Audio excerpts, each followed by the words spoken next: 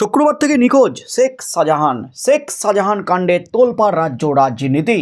শেখ শাহজাহানকে একেবারে খুঁজে বেড়াচ্ছে ইডির আধিকারিকরা। শুধু ইডি নয়, কেন্দ্র থেকে কড়া স্টেপ নেওয়া হয়েছে, লুক আউট নোটিশ জারি হয়েছে এবং সমস্ত বর্ডার এলাকায় কিন্তু একেবারে নিশ্চিদ্র পাহারা দিচ্ছেন বিএসএফ জওয়ানরা। সতর্ক করা হয়েছে সমস্ত কেন্দ্রীয় বাহিনীকে। তার মধ্যেই শাহজাহানের বাড়িতে ইডি যেতেই একেবারে হুলস্থুল কাণ্ড। ইডির আধিকারিকদের মারধর, 3 ইডি আধিকারিকের মাথা ফাটে, শাহজাহানের কর্মী সমর্থকদের মারে এবং তারপর থেকেই কিন্তু তোলপাড় রাজ্য রাজনীতি। শেখ শাহজাহানকে খুঁজে বেড়াচ্ছে ইডি। পালিয়ে গেছেন শেখ শাহজাহান, বাংলাদেশে চলে গেছেন শেখ শাহজাহান, এমনও কিন্তু খবর ছড়িয়ে পড়েছিল।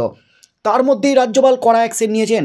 আর শেখ শাহজাহান কোথায়, সেই প্রশ্নটা যখন ঘুরে বেড়াচ্ছে রাজ্য রাজনীতিতে, শাহজাহানকে নিয়ে যখন রাজনৈতিক পারদ চড় করে বাড়ছে, শাহজাহানের খোঁজে যখন ইডি অ্যাকশন শুরু করছে, ইডি যখন একেবারে নাস্তানাবুদ হয়ে যাচ্ছে শাহজাহানকে খুঁজতে, ঠিক সেই মুহূর্তে বিস্ফোরক তৃণমূল বিধায়ক।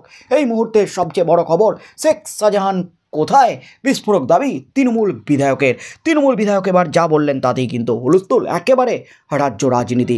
ইডির হাতে কিন্তু এবার বিরাট অস্ত্র। সন্দেশখালী কাণ্ড নিয়ে তোলপাড় বাংলা।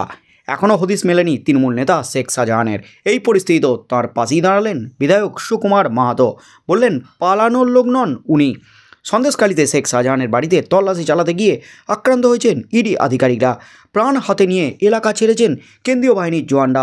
এখনও বেপাত্তা শেখ শাহজাহান, তার বিরুদ্ধে জারি হয়েছে লুক আউট নোটিশ। এই পরিস্থিতিতে এই ঘটনায় মুখ খুলেছেন সন্দেশখালীর বিধায়ক সুকুমার মাহাতো।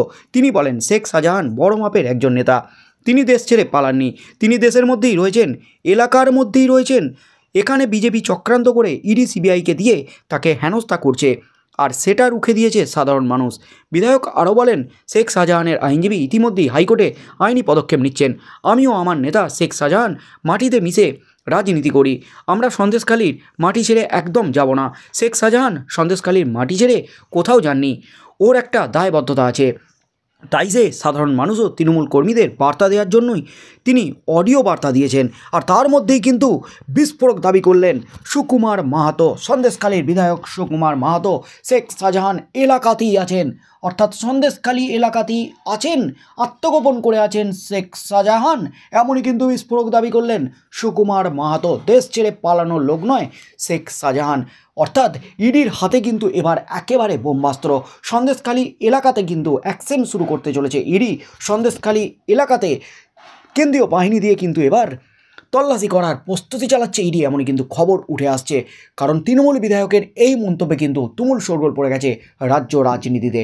তার মধ্যে আজ হাইকোর্টে দ্বারস্থ হন কিনা শেখ শাহজাহান, আইনি পদক্ষেপ ইতিমধ্যেই নিয়েছেন। হাইকোর্টের দ্বারস্থ কিন্তু আজই হতে চলেছেন, তেমনই কিন্তু খবর উঠে আসছে।